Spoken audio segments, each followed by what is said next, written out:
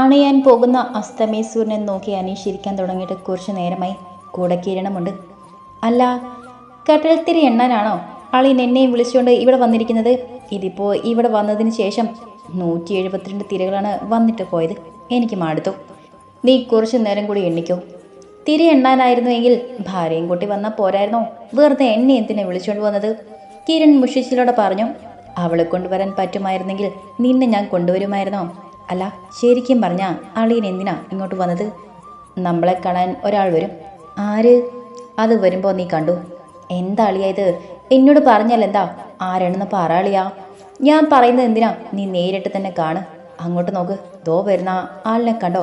അതാണ് ഞാൻ പറഞ്ഞ ആൾ. അതും പറഞ്ഞ് അനീഷ് ദൂരെ നിന്ന് നടന്നു വരുന്ന ആളുടെ നിരക്ക് കൈ ചൂണ്ടി. അല്ല, ഇത് അയാളല്ലേ? അതെ, അത് നീ എന്ന് പറഞ്ഞ ആൾ തന്നെയാണ്. എനിക്കൊന്നും മനസ്സിലാകുന്നില്ല അളിയാ. നിനക്കെല്ലാം ഞാൻ മനസ്സിലാക്കി തരാം. കുറേ നേരമായി വന്നിട്ട്? വന്നയാൾ അവരോട് ചോദിച്ചു. ആ, കുറച്ചു നേരമായി ഈ കടൽത്തിരി എണ്ണാൻ തുടങ്ങിയിട്ട്. പെട്ടെന്ന് കിരൺ ദേഷ്യത്തോടെ പറഞ്ഞു. ഏയ് ഇല്ലടോ, ഞങ്ങളാണ് നേരത്തെ വന്നത്. പിന്നെ ഇവനോട് ഞാൻ കാര്യം ഇതുവരെ പറഞ്ഞിട്ടില്ല, അതിൻ്റെ ദേഷ്യമാണ്. ഹായ്, ഞാൻ ഉണ്ണി. ഇവിടെ അടുത്താണ് എൻ്റെ വീട്. ഉണ്ണി കിരണിന് നേരെ കൈ നീട്ടി. ഓ ആയിക്കോട്ടെ, ഞാൻ കിരൺ. അവൻ തിരിച്ചും കൈ കൊടുത്തുകൊണ്ട് പറഞ്ഞു. അളിയാ, ഞാൻ എന്ന് പറഞ്ഞില്ലേ സൂപ്പർ മാർക്കറ്റിൽ വെച്ച് ഒരാളെ കണ്ടുവന്ന്? അത് ഇയാളാ. കിരൺ ഉണ്ണിയെ നോക്കി വെപ്രാളത്തോടെ പറഞ്ഞു. അല്ല, ഇയാൾ പറയുന്നത് എനിക്ക് മനസ്സിലായില്ല. ഉണ്ണി ഒന്നും മനസ്സിലാക്കാതെ രണ്ടുപേരെയും മാറി മാറി നോക്കി. എന്നെ എവിടെ വെച്ച് കണ്ടുവെന്നാ? ഞാൻ പറഞ്ഞ് മനസ്സിലാക്കി തരാം. അന്ന് സൂപ്പർ മാർക്കറ്റിൽ വെച്ച്. ഒരു നിമിഷം എല്ലാവരും ഒന്ന് ബാക്കിലേക്ക് പോയി. ഉണ്ണി സാധനം ബാസ്ക്കറ്റിലേക്ക് ഇടാൻ തിരിഞ്ഞതും അനീഷ് തിരിഞ്ഞു നോക്കിയതും ഒരുമിച്ചായിരുന്നു. അവൻ ആളെ മനസ്സിലാക്കാൻ ഒരു നിമിഷം പോലും ചിന്തിക്കേണ്ടി വന്നില്ല. കാരണം അന്നത്തെ രാത്രി ബാക്ക് ക്യാമറയിലൂടെ തൻ്റെ ഫോണിലേക്ക് പകർത്തിയെടുത്ത ദൃശ്യങ്ങളിൽ ഇവൻ്റെ മുഖവും നല്ല വ്യക്തമായി തന്നെ പതിഞ്ഞിരുന്നു. ഡാ, നീ ഇത് വണ്ടിയിലേക്ക് വെക്ക്. ഞാനൊരു സാധനം എടുക്കാൻ മറന്നു. കയ്യിലിരുന്ന കിറ്റ് കിരണിൻ്റെ കയ്യിൽ ഏൽപ്പിച്ച് അവൻ സൂപ്പർ മാർക്കറ്റിനകത്തേക്ക് കയറി. ഉണ്ണി നിൽക്കുന്ന സ്ഥലത്തേക്ക് അവനും ചെന്ന് നിന്ന് സാധനങ്ങൾ നോക്കി. അടുത്ത് നിൽക്കുന്ന ഉണ്ണിയെ നോക്കി അനീഷ് ഒന്ന് പുഞ്ചിരിച്ചു. ഇയാളെ ഞാൻ എവിടെയോ കണ്ടതുപോലെ. എന്നും ഇവിടെ നിന്നാണോ സാധനങ്ങൾ വാങ്ങുന്നത്? അനീഷ് ഉണ്ണിയോട് ചോദിച്ചു. ഏയ്, ഞാനിവിടെ ആദ്യമായിട്ടാ. എൻ്റെ നാട് ഇവിടെയല്ല, ഇവിടെ അമ്മയുടെ കുടുംബ വീടാ. ഓ, അപ്പോൾ എനിക്ക് ആളും അറിയതായിരിക്കും. അല്ല, ഇവിടെ എന്താ ജോലി? ഇവിടെ ഇതുവരെ ജോലിയൊന്നും ആയില്ല. ഇങ്ങോട്ട് വന്നിട്ട് ഒരു മാസം കഴിഞ്ഞു. ജോലി നോക്കുന്നുണ്ട്. ഓ, എന്ത് ജോലിയാണ് നോക്കുന്നത്? എനിക്ക് ഡ്രൈവിംഗ് അറിയാം. ആണോ? ഞാനും ഡ്രൈവറാണ്. തൻ്റെ അറിവിൽ ഇവിടെ എവിടെയെങ്കിലും ഡ്രൈവർ വേക്കൻസി ഉണ്ടോ? 2 ദിവസത്തിന് മുന്നേ എൻ്റെ പരിചയത്തിലുള്ള ഒരാൾ ഒരു ഡ്രൈവർ വേണമെന്ന് പറഞ്ഞിരുന്നു. ഞാനൊന്ന് അന്വേഷിച്ച് നോക്കിയിട്ട് പറയാം. എന്താ? മതി, അത് മതി, ഉണ്ണി സന്തോഷത്തോടെ പറഞ്ഞു. തൻ്റെ നമ്പർ തന്നേക്ക്, ഞാൻ വിളിക്കാം. ഉണ്ണി പറഞ്ഞു കൊടുത്ത നമ്പർ അനീഷ് മൊബൈലിൽ സേവ് ചെയ്തു. എന്നാൽ താൻ സാധനം എടുക്ക്, ഞാൻ അപ്പുറത്തേക്ക് പോവുക. ഓ ശരിയടോ. അല്ലളിയാ, അപ്പോൾ ഇയാൾക്ക് ജോലി ശരിയായോ? ഞാൻ ജോലിക്ക് വേണ്ടിയൊന്നുമല്ല ഇവനെ വിളിച്ചു വരുത്തിയത്. പിന്നെ? ഉണ്ണിയും കിരണും ഒരുപോലെ ചോദിച്ചു പോയി. പിന്നെ എന്തിനാ താനെന്നെ ഇങ്ങോട്ട് വിളിച്ചത്? അത് നല്ല വ്യക്തമായി തന്നെ നിനക്ക് ഞാൻ മനസ്സിലാക്കി തരാം. അനീഷ് കയ്യിലിരുന്ന ഫോണിൽ ഒരു വീഡിയോ എടുത്ത് ഉണ്ണിക്ക് കാണിച്ചു കൊടുത്തു. വീഡിയോ കണ്ട ഉണ്ണിയെന്ന് ഞെട്ടിപ്പോയി. ആ കടൽക്കാറ്റിലും അവൻ്റെ മുഖത്ത് വിയർപ്പ് പൊടിഞ്ഞു. മല്ലിയുടെ ബോഡി രാഘവനോടൊപ്പം വണ്ടിയിലേക്ക് കയറ്റുന്ന വീഡിയോ. ഇതിൽ കാണുന്ന ആൾ താനല്ലേ? അതെ. എവിടെ നോക്കട്ടെ? കിരൺ ഫോൺ വാങ്ങി നോക്കി. ആ, ചുമ്മാതല്ല, ഇവനെ ഞാൻ എവിടെയോ കണ്ടിട്ടുണ്ടെന്ന് പറഞ്ഞത്. ആ വീഡിയോ തനിക്ക് ഇവിടുന്ന് കിട്ടി. അന്ന് നിങ്ങൾ ബോഡി കയറ്റിയ വണ്ടിയിലെ ഡ്രൈവർ ഞാനായിരുന്നു. എൻ്റെ വണ്ടിയിൽ ബാക്കിൽ ക്യാമറ ഘടിപ്പിച്ചിട്ടുണ്ട്. അതിൽ നിന്ന് കിട്ടിയ വീഡിയോ ആണിത്. ഞാൻ അവിടുത്തെ ഡ്രൈവറായിരുന്നു. ഉണ്ണി വിക്കി വിക്കി പറഞ്ഞു. എനിക്ക് ഒരൊറ്റ കാര്യം മാത്രം അറിഞ്ഞാൽ മതി. ഇയാൾ എൻ്റെ വണ്ടിയിലേക്ക് കയറ്റിയ ബോഡി ആരുടെയായിരുന്നു? അനീഷിൻ്റെ ചോദ്യം കേട്ട് ഉണ്ണി ഒന്ന് ഞെട്ടിപ്പോയി. ഇവനെല്ലാം അറിഞ്ഞിട്ട് തന്നെയാണ് വന്നിരിക്കുന്നത്. കള്ളം പറയാൻ പറ്റില്ല. പക്ഷേ ഇപ്പോൾ ഞാൻ എന്തു പറഞ്ഞാലും ഇവരുടെ മുന്നിൽ കുറ്റക്കാരനാകുക തന്നെ ചെയ്യും. ഉണ്ണി മനസ്സിൽ ചിന്തിച്ചു. ഞാൻ പറയാം. ഒരു നിമിഷം ഒന്ന് ആലോചിച്ചതിന് ശേഷം ഉണ്ണി പറഞ്ഞു. ഉണ്ണിക്ക് പറയാനുള്ളത് എന്താണെന്ന് കേൾക്കാനായി അവരും. അളിയ, ഇവൻ അടുത്ത നമ്പർ ഇടുക. അയാളുടെ ആളല്ലേ, പറഞ്ഞ് പഠിപ്പിച്ചു വച്ചിരിക്കുന്നതല്ലേ പറയൂ. അയ്യോ, നിങ്ങൾ കരുതുന്നത് പോലൊന്നുമല്ല കാര്യങ്ങൾ. ഞാൻ അയാളുടെ വണ്ടിയിലെ ഡ്രൈവർ തന്നെയായിരുന്നു. ഗതികേട് കൊണ്ട് അയാളുടെ കൂടെ നിന്നതാ. ഇല്ലെങ്കിൽ എൻ്റെ പെങ്ങളെ അയാൾ. നിങ്ങൾ സത്യം എന്താണെന്ന് അറിയണം. മല്ലിയെ കല്യാണം കഴിച്ചു കൊണ്ടുപോകുന്നത് മുതൽ അവളെ ആംബുലൻസിൽ കയറ്റുന്നത് വരെയുള്ള കാര്യങ്ങൾ ഉണ്ണി പറഞ്ഞു നിർത്തി. കണ്ട അളിയാ, ഞാൻ പറഞ്ഞില്ലേ ഇവൻ കള്ളമേ പറയുള്ളൂ. ഇപ്പോൾ എങ്ങനെ ഇരിക്കുന്നു? സത്യം തെളിയിക്കാൻ എൻ്റെ കയ്യിൽ തെളിവുകളൊന്നുമില്ല. അവൾ ജീവനോടെ ഉണ്ടായിരുന്നുവെങ്കിൽ നിങ്ങൾക്ക് മുന്നിൽ സത്യം തെളിയിക്കാമായിരുന്നു. ഇനി ഒരാളുള്ളത് ഗീതമ്മയാണ്. നിങ്ങൾക്ക് അവരോട് വേണമെങ്കിൽ ചോദിക്കാം. ഉണ്ണി അനീഷിൻ്റെ അടുത്തേക്ക് ചെന്ന് അവരുടെ കൈ രണ്ടും കൂട്ടിപ്പിടിച്ചു. അനീഷേ, ഞാൻ പറഞ്ഞത് മുഴുവനും സത്യമാണ്. എനിക്ക് അവളെ രക്ഷിക്കാൻ പറ്റിയില്ല. ഉണ്ണി പൊട്ടിക്കരഞ്ഞു. ഏയ്, എന്താടാ ഇത്? എനിക്ക് തന്നെ മനസ്സിലാകും. ഇവൻ പറയുന്നതൊന്നും താൻ കാര്യമാക്കണ്ട. ഉണ്ണിന്ന് ഓക്കെ ആകുന്നത് വരെ ആരും ഒന്നും സംസാരിച്ചതേയില്ല. അല്ല, നിങ്ങൾക്കെങ്ങനെ മനസ്സിലായി ആ ബോഡി മല്ലിയുടേതാണെന്ന്? അന്ന് ആ ബോഡി കത്തിക്കാനായി എടുത്തപ്പോൾ കെട്ടഴിഞ്ഞിരുന്നു. അങ്ങനെയാണ് അതൊരു പെൺകുട്ടിയാണെന്ന് മനസ്സിലായത്. രാഘവനെ എനിക്ക് നേരത്തെ തന്നെ അറിയാമായിരുന്നു. അതുകൊണ്ട് അയാളെ വിളിച്ച് അതിനെക്കുറിച്ചൊന്നും ചോദിക്കാനും പോയില്ല. പിന്നെ പ്രതീക്ഷിക്കാതെ അന്ന് ഇവൻ തന്നെ സൂപ്പർ മാർക്കറ്റിൽ വെച്ച് കണ്ടപ്പോൾ എവിടെയോ കണ്ടിട്ടുള്ള ആളാണെന്ന് പറഞ്ഞ് എനിക്ക് കാണിച്ചു തന്നു. പിന്നെ ഞാനൊന്നും ചിന്തിച്ചില്ല.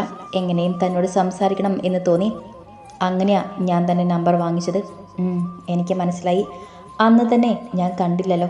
അതാ എനിക്ക് കണ്ടിട്ട് തിരിച്ചറിയാൻ കഴിയാതെ പോയത്. അതെനിക്ക് മനസ്സിലായി. ഞാനൊരു കാര്യം ചോദിച്ചാൽ താൻ അതിന് സത്യസന്ധമായി ഉത്തരം പറയുമോ?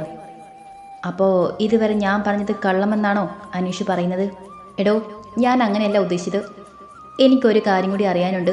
അത് കഴിഞ്ഞ് നമുക്കൊരിടം വരെ പോകാനുണ്ട്. തനിക്ക് എന്താ അറിയേണ്ടത്? താൻ ചോദിക്ക്. താൻ എപ്പോഴെങ്കിലും മല്ലിയെ സ്നേഹിച്ചിരുന്നോ? അതെന്താ താൻ അനീഷ് അങ്ങനെ ചോദിച്ചത്? അല്ലടോ, താൻ പറഞ്ഞതൊക്കെ കേട്ടിട്ട് അങ്ങനെ തോന്നി. ഇനി പറഞ്ഞിട്ട് കാര്യമില്ലല്ലോ, അവൾ പോയില്ലേ. എന്നാലും പറയാം, ഞാൻ സ്നേഹിച്ചിരുന്നു. അനീഷും കിരണും ഒരുപോലെ ഞെട്ടിപ്പോയി. താൻ പ്രതീക്ഷിച്ച കാര്യം ഇത് തന്നെയായിരുന്നു. എന്നാലും വീണ്ടും അങ്ങനെ കേട്ടപ്പോൾ അവൻ്റെ മനസ്സാകെ തകർന്നു പോകും പോലെ തോന്നി. ഇനി അവൾ ജീവനോടെ ഉണ്ടെന്നറിയുമ്പോൾ, ഇവൻ വന്ന് വിളിക്കുമ്പോൾ അവൾ എന്നെ ഉപേക്ഷിച്ച് പോകില്ലേ? അവന് ഓരോന്ന് ചിന്തിക്കും തോറും ആകെ വട്ടുപിടിക്കും പോലെ തോന്നി. അപ്പം ശരിക്കും നിങ്ങൾ തമ്മിൽ സ്നേഹത്തിലായിരുന്നോ? കിരൺ വീണ്ടും എടുത്തു ചോദിച്ചു. ഉണ്ണി തിരിഞ്ഞ കടലിലെ ആഴങ്ങളിലേക്ക് നോക്കി നിന്നു. കുറച്ചു നേരം ഒന്നും മിണ്ടാതെ നിന്നതിന് ശേഷം കിരൺ ചോദിച്ചതിന് മറുപടി പറഞ്ഞു.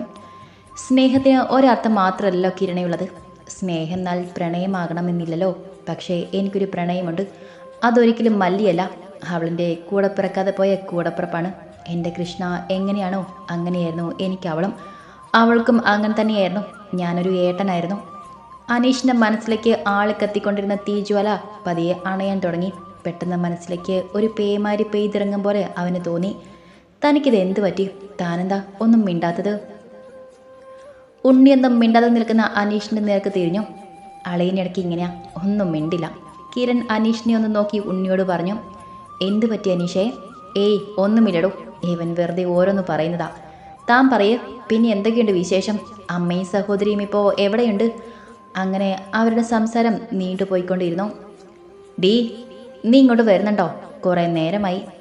അവിടെ അടങ്ങിയിരിക്കടി, ഇല്ലെങ്കിൽ ഇങ്ങോട്ട് കയറി വാ. നമുക്ക് ഈ കടലിൽ നന്നായി മുങ്ങി കുളിക്കാം, രേവതി റാണിയെ നോക്കി വിളിച്ചു പറഞ്ഞു. സന്ധ്യയ്ക്ക് കടൽ കാണാൻ ഇറങ്ങിയതായിരുന്നു റാണിയും രേവതിയും. റാണിക്ക് കടൽ കണ്ടാൽ പിന്നെ വട്ടാണ്. രേവതി തിരിച്ചും. നാട്ടിൽ വരുമ്പോൾ ഇടയ്ക്കൊക്കെ അവർ ഇവിടെ വരുന്നത് പതിവാണ്. റാണി കളിച്ചു മതിയാക്കി തളർച്ചയുടെ രേവതിയുടെ അടുത്തേക്ക് പോയിരുന്നു. നമുക്ക് പോയാലോ? റാണി വന്നതും രേവതി ചോദിച്ചു. എനിക്കിപ്പോൾ പോകണമെന്നില്ല. നിനക്ക് നിർബന്ധമാണെങ്കിൽ പോകാം. ഇവിടെ വരുമ്പോഴാ നേരെ ചൊവ്യുന്ന ശ്വാസം വരുന്നത് പോലും. രണ്ടുപേരും എണീറ്റ് മണൽപ്പരപ്പിലൂടെ നടന്ന് നീങ്ങി. വീട്ടിൽ കല്യാണത്തിന് നിർബന്ധിക്കുന്നുണ്ട്, രേവതി കടലിലേക്ക് നോക്കി പറഞ്ഞു. എന്നിട്ട് നീ എന്ത് പറഞ്ഞു? ഇപ്പോൾ വേണ്ടെന്ന് പറഞ്ഞു. കുറച്ചുകൂടെ കഴിയട്ടെ എന്ന് പറഞ്ഞു. അവർക്കറിയില്ലല്ലോ നമ്മുടെ അവസ്ഥ. അവർ നോക്കുമ്പോൾ ജോലിയുണ്ട്, നല്ല വരുമാനമുണ്ട്. പിന്നെ എന്തുകൊണ്ടൊരു കല്യാണവും കൂടെ കഴിച്ചുകൂടാ? ആ വരുമാനം എങ്ങനെയാണ് കിട്ടുന്നതെന്ന് അവർക്കറിയേണ്ട കാര്യമില്ലല്ലോ. എല്ലാവർക്കും പണം മതി, രേവതി ദേഷ്യത്തോടെ പറഞ്ഞു. നീ സങ്കടപ്പെട്ടിട്ട് കാര്യമില്ല രേവു. കല്യാണവും കുടുംബജീവിതവും ഒന്നും നമുക്ക് പറഞ്ഞിട്ടില്ല. അതിനയാൾ സമ്മതിക്കുകയുമില്ല. പിന്നെ ഒരു കണക്കിന് നോക്കിയാൽ ഇത് തന്നെയല്ലേ സുഖമുള്ള ജീവിതം? ഒന്നും അറിയണ്ടല്ലോ. എനിക്കിതാ ഇഷ്ടം, റാണി പറഞ്ഞു നിർത്തി. ഡി, നീ അങ്ങോട്ട് നോക്ക്, അത് മറ്റവനല്ലേ? അനീഷിനെയും ഉണ്ണിയെയും കണ്ട രേവതി പെട്ടെന്ന് പറഞ്ഞു. അതെടി, ഇത് ഉണ്ണി തന്നെയാ. അവൻ്റെ കൂടെ നിൽക്കുന്നവരെ എവിടെ കണ്ടിട്ടുണ്ടല്ലോ. അതാ ഞാനും ആലോചിക്കുന്നേ. പെട്ടെന്ന് റാണി കയ്യിലിരുന്ന ഫോണിട്ട് അവരുടെ ഫോട്ടോ ക്യാമറയിലേക്ക് പകർത്തി. അല്ല, നീ എന്തിനാ അവൻ്റെ ഫോട്ടോ എടുത്തത്? അതോ ഇത് രാഘവൻ അയച്ചു കൊടുക്കാനാ? അയാളുടെ ഇരി എപ്പോഴും ജീവനോടെ ഉണ്ടെന്ന് പറയാലോ. എന്നാലും മറ്റവന്മാരെ എവിടെയായിരിക്കും കണ്ടിട്ടുണ്ടാവുക? ആ, അതാരോ ആയിക്കോട്ടെ, നീ വാ, നമുക്ക് പോകാം. അവരെ ഒന്നുകൂടി നോക്കി രണ്ടുപേരും വീട്ടിലേക്ക് പോയി. മല്ലി ഇടയ്ക്കിടയ്ക്ക് വാതിൽ വന്ന് പുറത്തേക്ക് നോക്കും. പിന്നെ തിരികെ ചെന്ന് ഹാളിൽ സേതുവിൻ്റെ അടുത്തായിരിക്കും. എൻ്റെ പൊന്നു മോളെ, അവൻ ചിലപ്പോൾ ഇനിയും താമസിക്കും. എങ്ങനെ ഇടയ്ക്കിടയ്ക്ക് പുറത്തേക്ക് ചെന്ന് നോക്കണ്ട. തമ്മിൽ കണ്ടാൽ രണ്ടും മിണ്ടില്ല. എന്നാൽ കുറച്ചു നേരം കാണാതിരുന്നാലോ ഇവിടെ വെപ്രാളവും. എനിക്കൊന്നും മനസ്സിലാകുന്നില്ല രണ്ടിൻ്റെയും വിചാരം. അതമ്മയ്ക്ക് വെറുതെ തോന്നുതാ. ഞങ്ങൾ മിണ്ടുന്നുണ്ടല്ലോ. പിന്നെ അമ്മയുടെ മോനെ കുറിച്ച് കുറുമ്പ് കൂടുതലാ. അമ്മ തല്ലി വളർത്താത്തതിൻ്റെ കുഴപ്പമാണ്. ഡീ കാന്താരി, നിന്റെ മോനെ കുറ്റം പറയുന്നോ? സേതു മല്ലിയുടെ ചെവിയിൽ പിടിച്ചു. എൻ്റെ മോനെ എൻ്റെ ജീവനാ. ഓ, അപ്പോൾ മോൻ മാത്രമേ ജീവനായിട്ടുള്ളൂ? ഞാൻ ആരും അല്ലല്ലോ. നീയും എൻ്റെ മോള് തന്നെ. എന്നാലും അവനെയല്ലേ ഞാൻ ആദ്യം കണ്ടത്.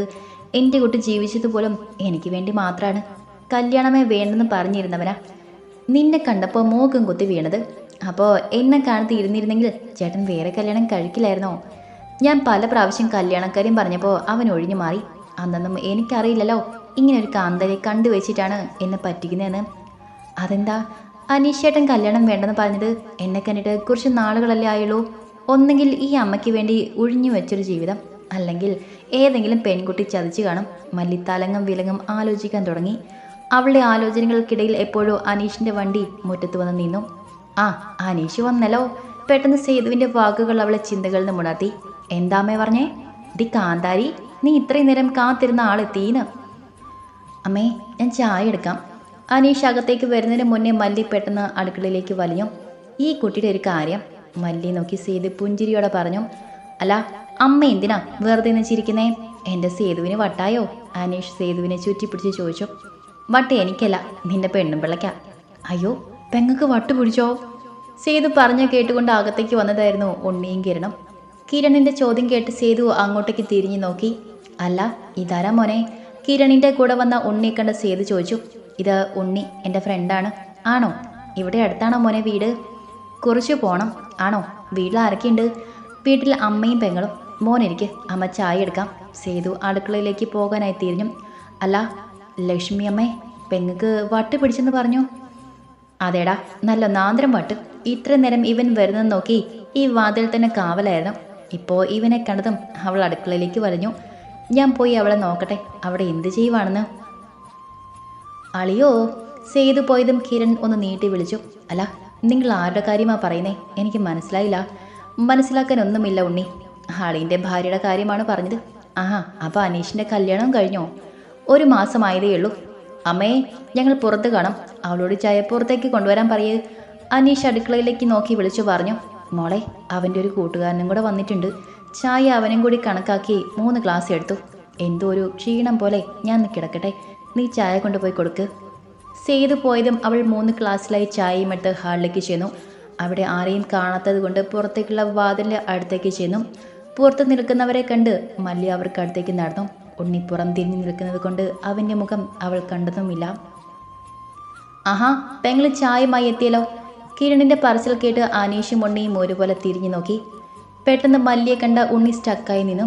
അനീഷിൻ്റെ അടുത്ത് നിൽക്കുന്ന ഉണ്ണിയെ കണ്ടതും അവളുടെ കയ്യിലുണ്ടായിരുന്ന ചായ ഗ്ലാസും തറയിലേക്ക് വീണ് പൊട്ടിച്ചിതറി. ഉണ്ണിയേട്ടാ, മല്ലി ഉച്ചത്തിൽ വിളിച്ചു. അവൾക്ക് ഷോക്കായി നിന്നതിന് ശേഷം കാറ്റുപോലെ ഓടിപ്പോയി അവനെ ഇറക്ക കെട്ടിപ്പിടിച്ചു. ഉണ്ണിക്ക് തൻ്റെ കണ്ണുകളെ വിശ്വസിക്കാൻ പറ്റുന്നുണ്ടായിരുന്നില്ല. ഒരു നിമിഷം അന്നത്തെ ആ രാത്രി അവൻ്റെ കണ്ണുകളിലൂടെ മിന്നി മറിഞ്ഞു പോയി. ജീവനറ്റ് കിടക്കുന്ന മല്ലിയുടെ ശരീരം മടിയിലേക്ക് എടുത്തു വെച്ചുകൊണ്ട് അലറി കരയുന്ന ആ കാഴ്ച വീണ്ടും വീണ്ടും മിന്നി മാഞ്ഞു പോയിക്കൊണ്ടിരുന്നു. മല്ലി വന്ന് കെട്ടിപ്പിടിച്ച് നിൽക്കുന്നതോ അവൾ കരയുന്നതോ ഒന്നും അവൻ അറിയുന്നുണ്ടായിരുന്നില്ല. പെട്ടെന്ന് അനീഷ് മല്ലിയെ പിടിച്ചു മാറ്റി. ഉണ്ണിയുടെ നിൽപ്പ് കണ്ടപ്പോൾ അവന് തന്നെ പേടി തോന്നിപ്പോയി. കൺമുന്നിൽ മരിച്ചു കിടന്നയാൾ വീണ്ടും ജീവനോടെ മുന്നിൽ വന്ന് നിന്നാൽ ആരാണ് ഷോക്കായി പോകാത്തത്? അനീഷേട്ടാ, ഉണ്ണിയേട്ടൻ. അവൾ അനീഷിനെ നോക്കി വിതുമ്പി. അനീഷ് കിരണിനെ കണ്ണ് കാണിച്ചുകൊണ്ട് എന്തൊക്കെയോ ആംഗ്യം കാണിച്ചു. പെങ്ങള് വാ. കിരണേട്ടാ, എൻ്റെ ഉണ്ണിയേട്ടൻ. പെങ്ങളൊന്ന് വന്നേ, പറയട്ടെ.